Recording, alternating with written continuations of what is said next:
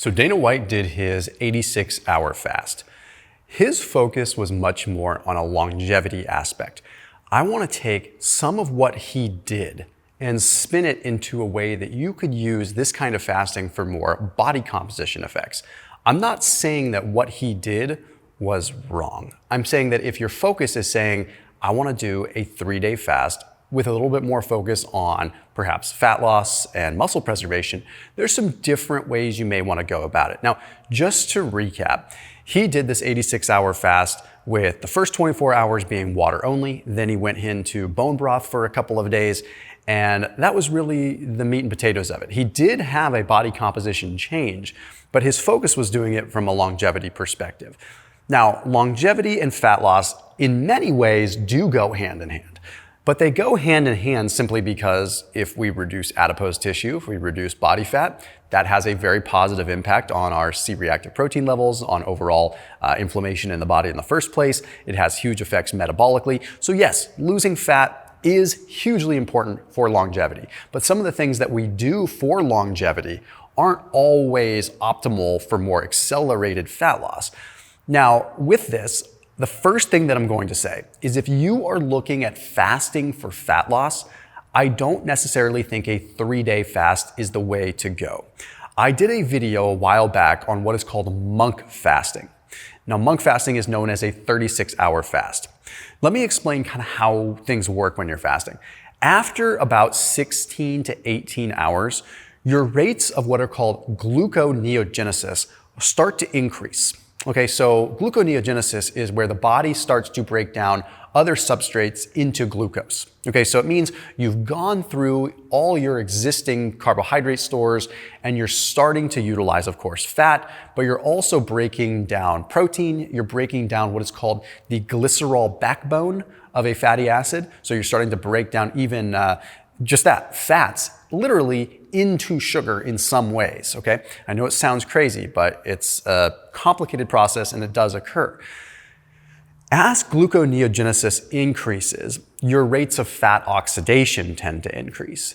And you start to see that gluconeogenesis increases until about 26 to 30 hours. Obviously, it's going to vary depending on the individual, depending on activity, yada, yada. So we can kind of say that around 30 hours, you start to sort of decline a little bit in gluconeogenesis. The reason that this is happening, and I know this sounds complicated at first, is because by that far into a fast, your body is really producing these ketones, okay? And ketones are fats converted into a different kind of fuel known as a ketone. Absolutely still beneficial for fat loss. Okay, and ketones are being produced long before this, but you start to see a decrease in gluconeogenesis. Why does this matter? Well, the reason that I mention this is gluconeogenesis is a relatively inefficient process. So through this process, there's a little bit more, how do I put this, metabolic cost as far as how much energy it takes to create fuel via that method. That means you have sort of a sweet spot between 16, 18 hours and 30 hours where you're really maximizing fat loss. Now, where I have to get kind of granular is Dana White talks about adding bone broth into his fasts when he's doing a 3-day fast. I am a huge proponent of bone broth, and I think that it has a lot of merit, and I am a huge fan of using it, particularly right after a fast. There is some evidence that suggests that when you're fasting, when you start bringing calories in, it can kind of stop the process for a little bit. A lot of the benefit of fasting comes from gut motility in the first place. And when you bring something with calories in, even if it's bone broth, you kind of disrupt that a little bit.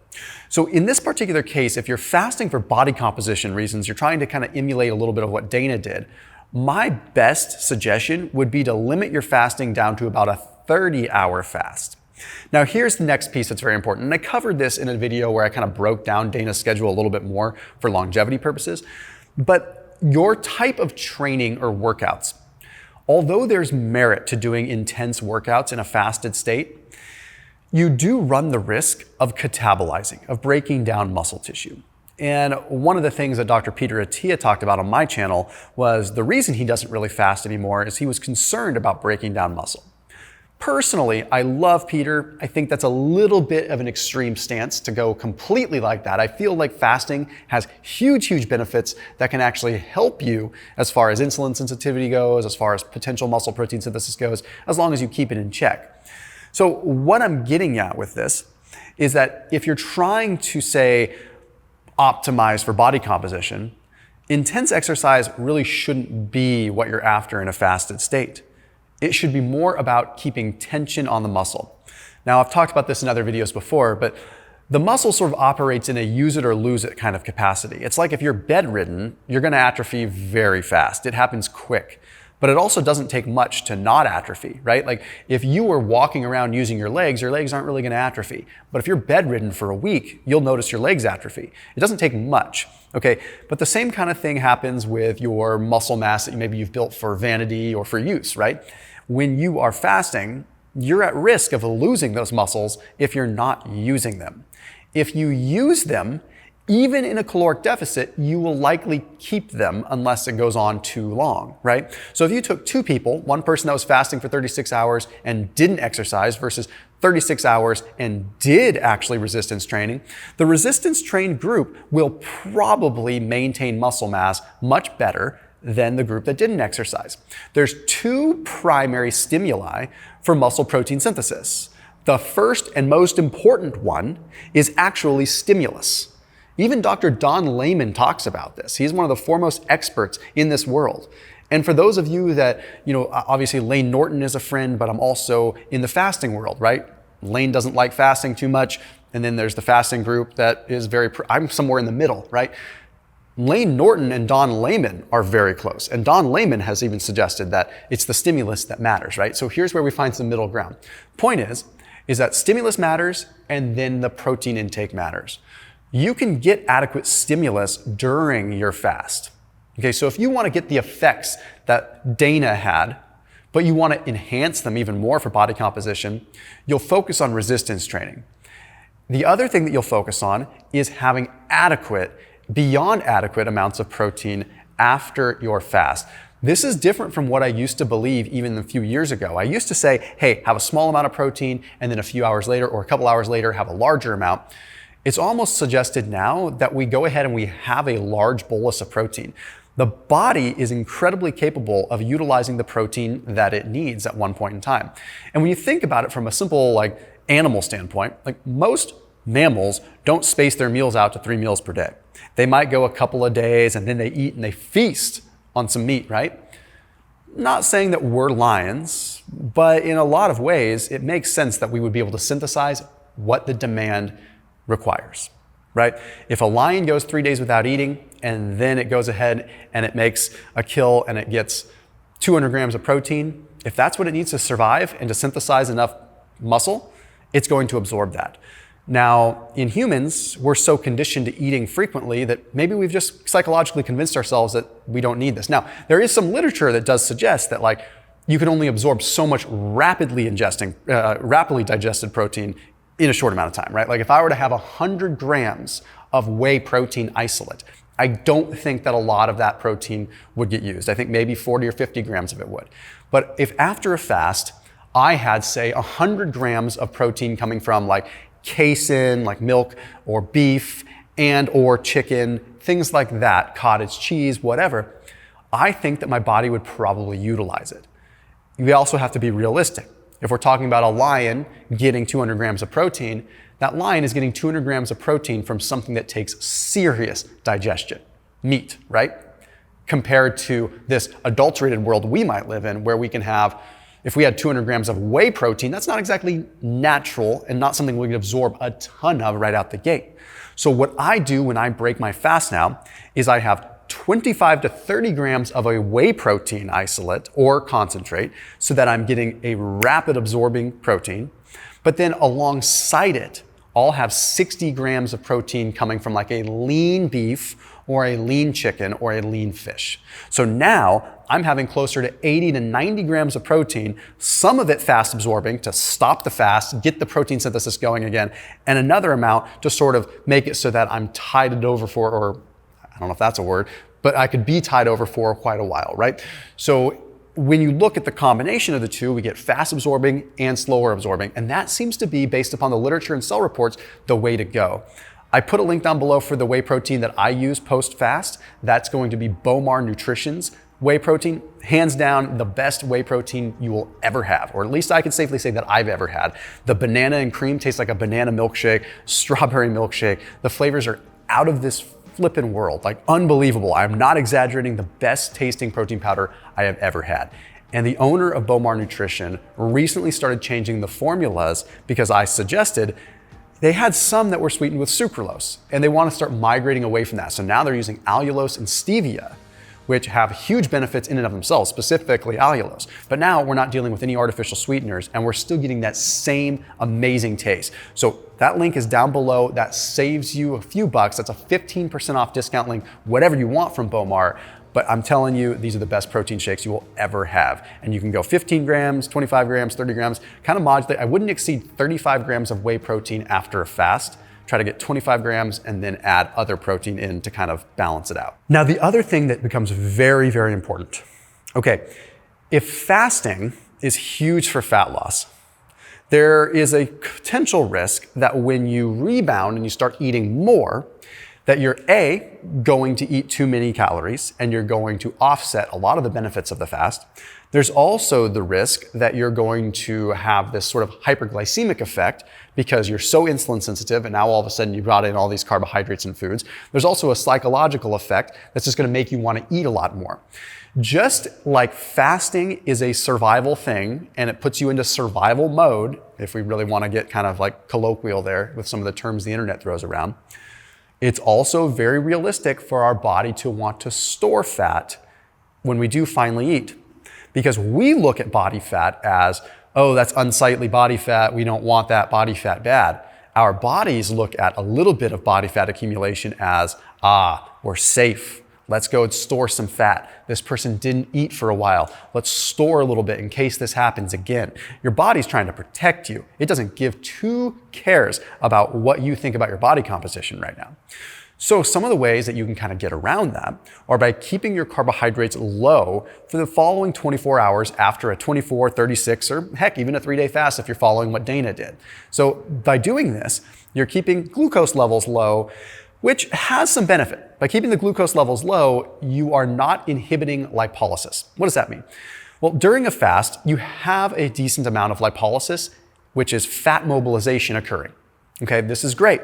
You're mobilizing triglycerides and you're mobilizing these free fatty acids and you're using them for fuel. Okay, when you break a fast and you eat carbohydrates, that carbohydrate ingestion is going to cause glucose to spike, and that is going to cause insulin to spike. Insulin is going to therefore inhibit lipolysis. So it's going to stop the fat burning in its tracks.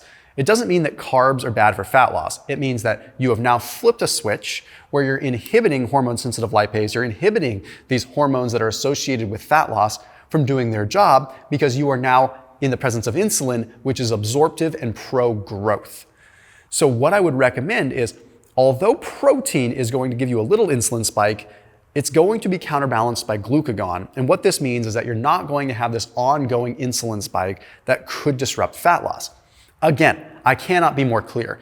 Insulin is not a problem. We need it, but if you're trying to increase the effects of your fast, one of the most powerful things you could do is keep your protein levels high and your carbohydrate levels low for 24 hours after a fast. Even if you were to get yourself into your net caloric balance, but you did so just by increasing protein, I could argue that you'd probably get more fat loss than if you added carbohydrates back in really quick. This is one of the biggest levers you can pull, because if you're someone that doesn't want to fast for 3 days, but you do want to fast and get some metabolic and fat loss benefit, you could fast for 24 hours or 36 hours and then just kind of go low carb, very low carb for another 24 or 36 hours after that. Because if you were to just add bone broth in, like Dana did, you do kind of stop some of the fat loss from occurring in a weird way, because you are technically breaking a fast and some of the metabolic switches turn off. So the better bet is, if you're going to break a fast anyway, you might as well just start increasing your protein intake. So along with that protein that you break a fast with, then add the bone broth in. Because the bone broth isn't doing anything magical. Bone broth is good for the gut, and I mean, it's got some other things. Trust me, I love it. Bone broth is great. But the main key is that it's helping your gut out. Now, in Dana's case, it was just satiating him. I would rather you be satiated with something that is more anabolic, helping you maintain muscle. Now, another thing that you can do is after you finish your fast, then switch the gears into a zone 2 type cardio for a couple of days. Zone 2 cardio is predominantly fat utilizing. So when you are in that zone of beta oxidation, your body's using more fats. Now, we could get into a calories discussion here, and that definitely has a lot of merit, a ton of merit. So assuming your calories are still below your balance, if you were to start doing some zone 2 cardio while you're post-fast without carbohydrates, there is a strong argument to be had that you're going to oxidize more of those fats that you're mobilizing. So during your fast, resistance training. Post-fast, do cardio for a couple of days. You can still resistance train too, but I would rather you add the cardio post-fast than intra-fast in this particular case. The other thing that's very, very important to note is that you don't want to get yourself in too low of a caloric deficit, too much of a caloric deficit over the course of like this week, right? So if you're doing a 3-day fast, I would recommend that after you break your fast, you do compensate a little bit, okay? If you put yourself into a 6,000 calorie deficit during 3 days, let's just say that, I would recommend that when you balance out at the end of the week, you maybe balance out to maybe a 4,000 calorie deficit. So you eat a little bit more to offset some of the caloric restriction. Otherwise, it can be too aggressive and you might have a little bit of metabolic slowdown. So I'd rather you be able to do a 24, 48, 36, whatever hour fast semi-frequently by maintaining your metabolic rate. The body will do whatever it can to preserve. So if you're fasting, it'll slow things down to conserve and preserve at least the most energy-dense fuel, which is fat. Muscle is metabolically expensive, so it will break that down if you're not using it. So with all this said, you can take what Dana did and spin it for better body composition, but you also have to keep it real and down to earth. I'll see you tomorrow.